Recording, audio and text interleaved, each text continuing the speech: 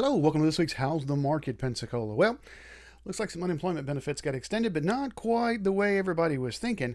And of course, this past weekend, the president signed an executive order, and now Congress is up to bat. So we shall see how all that goes.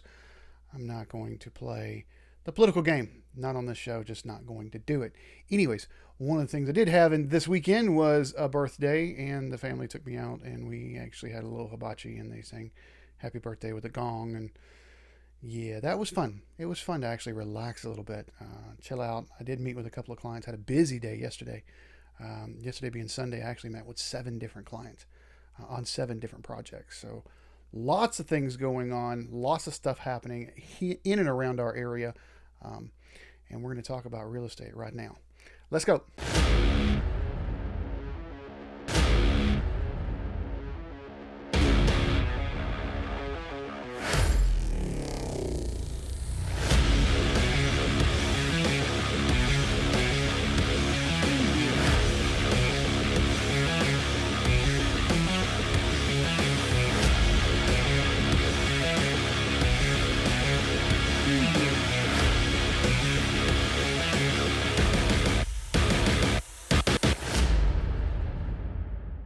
All right, for those of you who have not seen the show, I always start the show off with this particular slide. It says if we have between 6 and 7 months worth of inventory, we have a neutral market. Anything greater than 7 months is considered a buyer's market. Anything less than 6 months is considered a seller's market. What the slide does not say is anything greater than 9 months is considered a hyper buyer's market. Anything less than 3 months is considered a hyper seller's market. I say all that to give you a baseline. For those of you who have never seen the show, I give you a baseline for what we're looking at in these 2 counties this particular week. So now you know your baseline. It's almost like your legend, all right, if you will. There's your legend on what I'm showing you next. All right, we're going to start in Escambia County. It looks like on the left over here is your price points.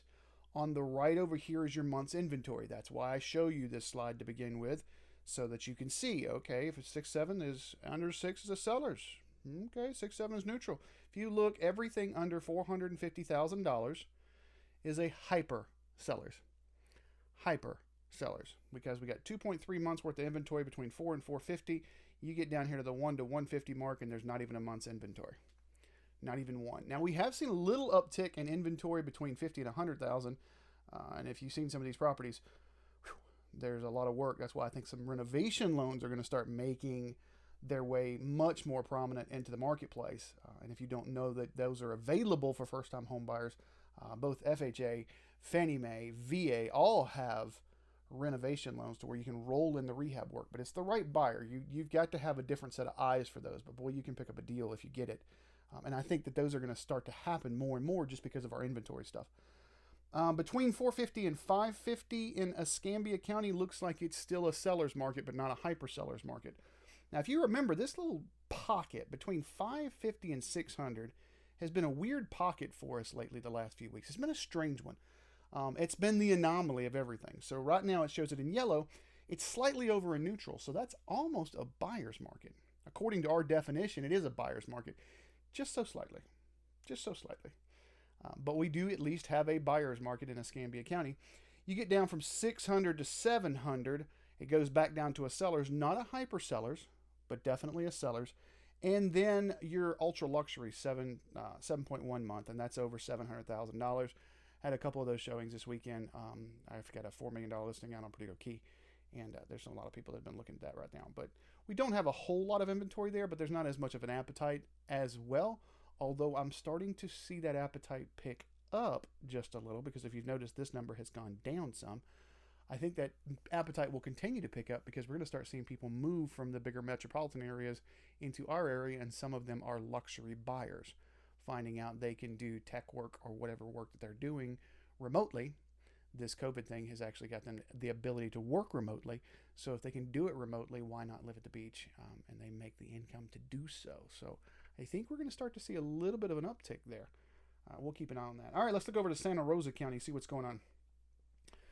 Man, Santa Rosa County. Look, now this is the first for a bit.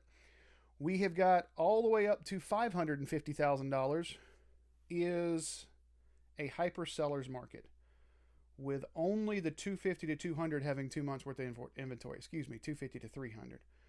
That's the only one that has at least 2 months worth of inventory. Everything else has under 2 months worth of inventory. Your 100 to 150 is 0.4. So by the middle of this month, we could be out of inventory there. 150 to 200 is 0.6. I've seen some stuff in Santa Rosa County. And look at the 0 to 50 is back to 0. We don't even have a lot for sale there. There's not even a lot.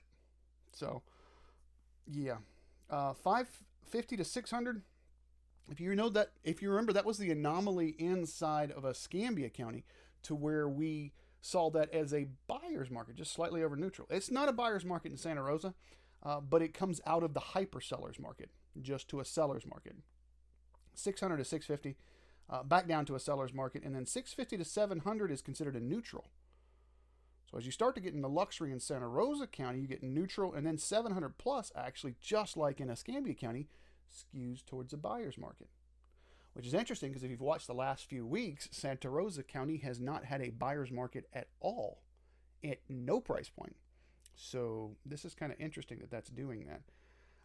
But there it is. There's our numbers for this week. Listen, if you're making any moves right now, or considering making moves, I had 2 phone calls this past week asking me to, hey, I want to start considering January of 2021. I want to start considering whether we need to move or not.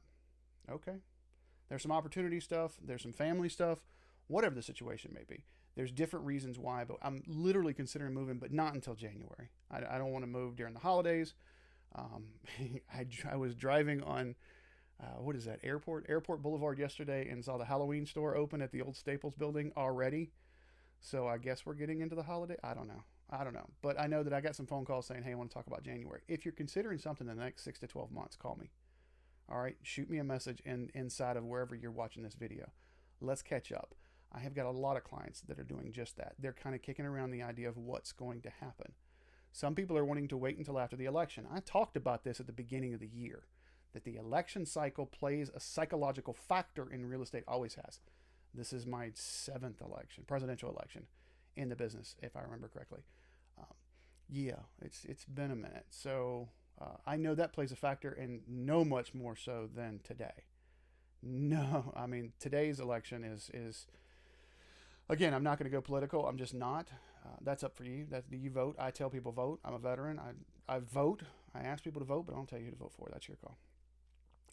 But I think that it's playing a psychological factor on real estate because I think there are different things that are happening inside of the political realms that will impact real estate. Do I think that we're going to go into another foreclosure crisis? I do not. If you have not watched my show last week, 2 weeks ago, I actually went into why I haven't done that, why we're not going to. And it has everything to do with inventory levels, and it has everything to do with loan to values for normal real estate banks.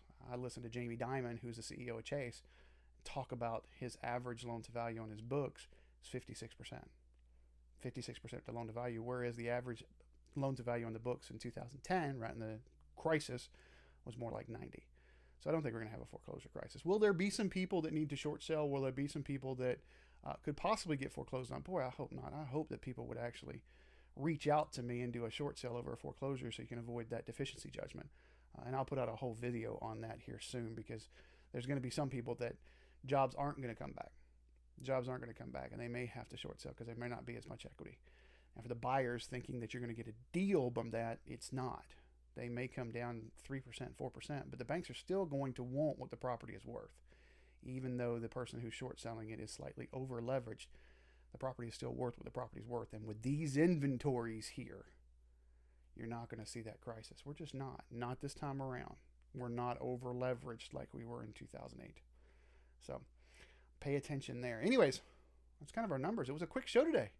I like it. It was a little quick show, but I wanted to make sure that I get these numbers out every week. Every week. Thanks for watching. Have a great week. I'm a man on a mission. My mission is to help people break through all the noise out there and Don't need no permission. I want to help you get to actual truth.